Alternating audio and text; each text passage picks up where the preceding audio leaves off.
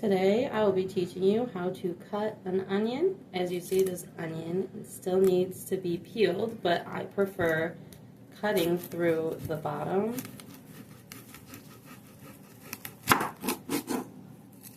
and the top.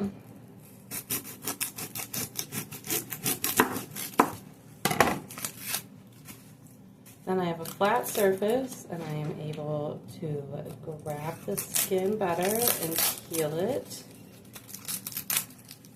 instead of making a bunch of tiny little pieces of skin.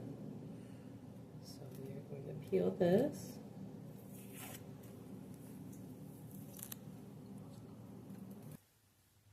So now you see that I have peeled the onion and it is still flat, so it's safe to cut.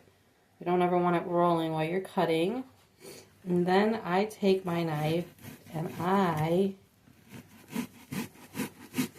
go as far down as I can without it coming off.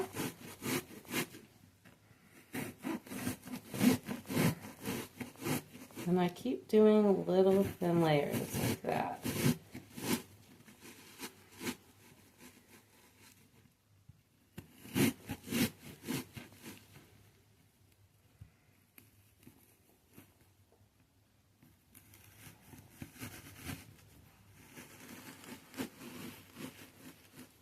Now it should look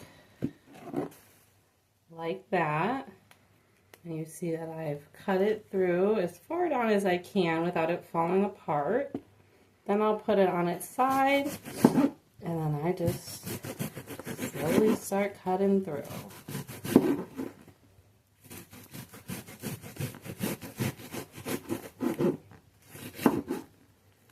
Also, if you are crying while you cut your onion, this is normal. That's just the potency of the onion. But you can go to your sink and rinse your knife under cool water, and it'll help that burning feeling in your eyes. It'll kind of refresh that potency. So if you're crying and snotting over everything, go rinse your knife.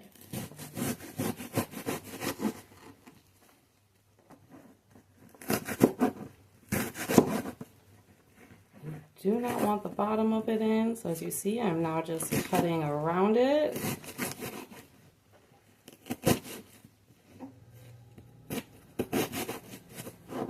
And you should always try to curl your fingers, safety, so you're not cutting off your fingers.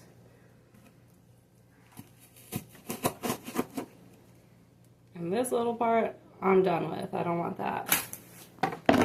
So now, just like that, we have all these lovely pieces of onion ready for our first meal to make together. Here we have a bulb of fresh garlic, and then this is a clove of fresh garlic, so you would take that off. And then as you see, it's kind of stiff, kind of hard, and you're like, how do I work with this? It's actually pretty simple. You take your knife and you press down on it with your knife. That'll break it up to where all that skin comes off. And there you will find your fresh clove of garlic.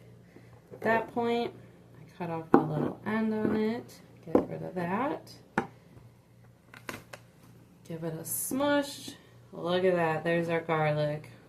And we're going to be using this to make our first meal together. But there is how you make fresh minced garlic, and you would just continue with how much you need from your bulb of garlic. Today we will be learning how to cook a chuck roast in the crock pot with some potatoes and carrots. As you see, I bought the little potatoes, so we do not have to cut those up. Less prep time. I bought the baby carrots, so once again, we do not have to peel or cut them up, so less prep time. We have already cut up our yellow onion, and we have already cut up our bulb of garlic. We have salt, pepper, thyme, Worcestershire sauce. You could also substitute this out for soy sauce. So let's get started. So first thing we're going to do is wash our hands. Make sure you've washed your hands before dealing with your food and cooking. First thing I'm going to do is grab our chuck roast. It's going to be the most expensive part of the meal, but it is your meat portion and it will last you. I'm going to put our chuck roast in our crock pot. As you see, it fills up the bottom of it. Now I'm going to go and wash my hands again.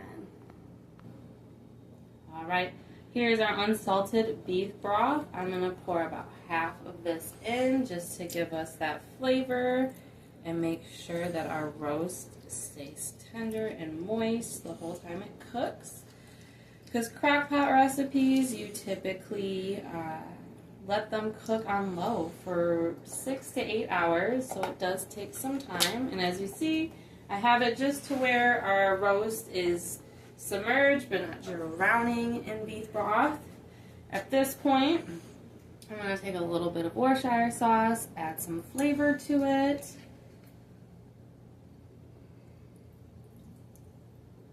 Because this is what's going to make all the flavor for your roast and your vegetables. Next, I am going to be generous with my seasonings. I am going to make sure the top of my roast is covered in seasoning. As you see, I'm just sprinkling it across. That was our thyme. Here's our pepper.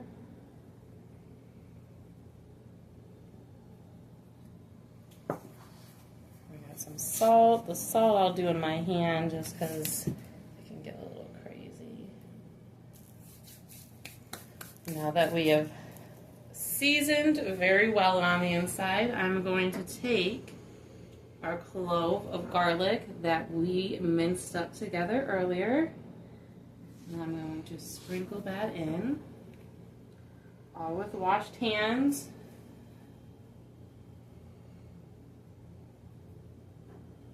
So now we have our garlic, our seasoning, and our roast.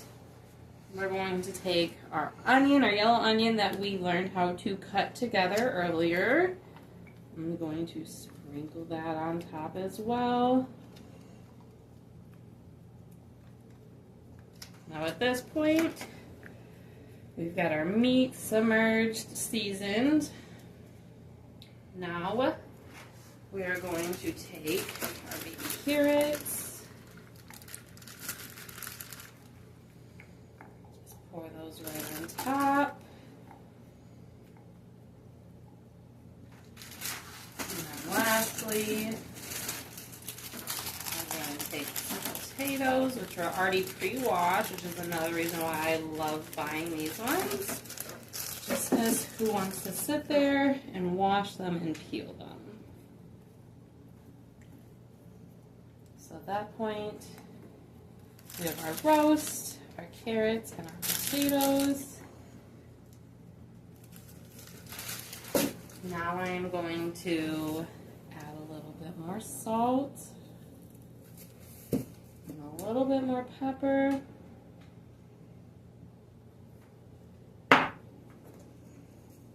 And now we are going to put it in the crock pot to start cooking.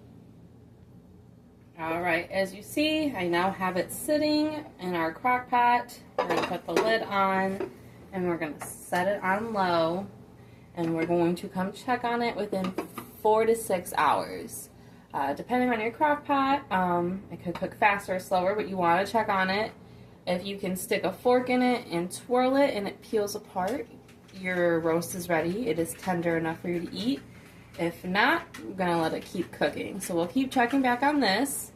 Now, these were what I could not fit into my crock pot because of my chuck.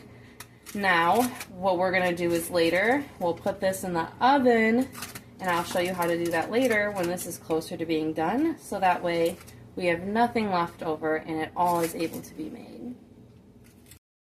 Alright, so our roast has been in for about 6 hours now. It is not tender enough, so we are watching that as it cooks. But right now we have our oven preheating to 420 degrees to put the remainder of the carrots and potatoes that did not fit in the crock pot. Now for this one, I'm going to do it a little different just because it's not in the crock pot, so we can kind of change it up. I'm going to take some pure vegetable oil and I'm going to drizzle that on top just to help so it doesn't all dry out. I just want a thin layer on the bottom, so just slightly going over it. Try and just do little splashes. Then I'll be using some oregano. And I'll just be sprinkling it across the top. Then I'll be using onion powder. It'll complement since we have onion in the crock pot. Then I will be using garlic powder. Just like we have garlic in the crock pot. And then I have salt and pepper. Just gonna salt that. And put pepper. And then I am going to put a couple small dollops of butter in here.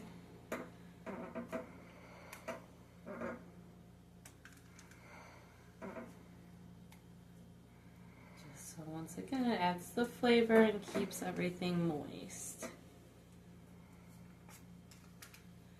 Then I'm going to take some tin foil and I'm going to put it on the top. And as you see, I put tin foil in my pan. I did that just to help with cleaning. That way after your meal you can rinse it and wipe it out with soap and you're not scrubbing anything burnt off. And I'm going to take some tin foil and put it on top.